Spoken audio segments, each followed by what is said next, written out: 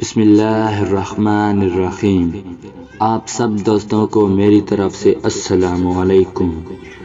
آج میں آپ کے لیے لایا ہوں آپ صلی اللہ علیہ وآلہ وسلم کی زندگی کا ایک اہم واقعہ کہ جب آپ صلی اللہ علیہ وآلہ وسلم کو اللہ تعالیٰ نے حکم دیا کہ اسلام کی دعوت اب کھل کر دیں اور اپنے سب سے قریبی عزیزوں کو اللہ کے عذاب سے ڈرائیں، تو ایک روز صبح کو آپ صلی اللہ علیہ وآلہ وسلم نے صفا کی پہاڑی کے سب سے اونچے مقام پر کھڑے ہو کر بلند آواز سے قریش کو پکارا۔ عرب میں یہ قاعدہ تھا کہ جب صبح سویرے کسی اچانک حملے کا خطرہ ہوتا تھا تو جس شخص کو اس کا پتہ چل جاتا وہ اسی طرح پکارنا شروع کر دیتا اور لوگ اس کی آواز سنتے ہی اس کی طرف دوڑ پڑتے۔ چنانچہ جب حضور صلی اللہ علیہ وآلہ وسلم کی آواز لوگوں نے سنی تو آپ صلی اللہ علیہ وآلہ وسلم کو لوگ اپنے گھروں سے نکل کر دیکھنے آئے۔ جب سب لوگ جمع ہو گئے تو آپ صلی اللہ علیہ وآلہ وسلم نے قریش کے ایک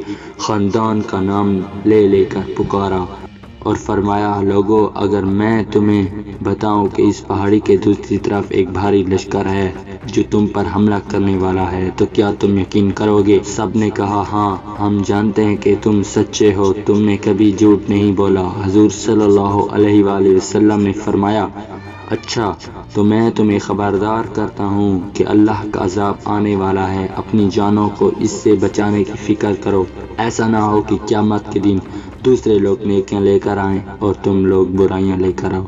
تم اللہ پر یقین لے آؤ، میں اللہ کے سامنے تمہارے حق میں گواہی دوں گا۔ اس سے پہلے کہ کوئی کچھ بولتا، حضور صلی اللہ علیہ وآلہ وسلم کے اپنے چچا ابو لہب نے کہا، تمہارا برا ہو، کیا تم نے ہمیں اس لیے یہاں جمع کیا تھا؟ اسی طرح ابو لہب نے بات ہی کاٹ دی اور قریش کے لوگوں کو کچھ سوچنے سمجھنے کا موقع نہیں دیا۔ وہ پہلے ہی دن سے آپ صلی اللہ علیہ وآلہ وسلم کا اور دین اسلام کا دشمن ہو گیا اور آپ صلی اللہ علیہ وآلہ وسلم کو طرح طرح سے اذیتیں پہنچانے لگا۔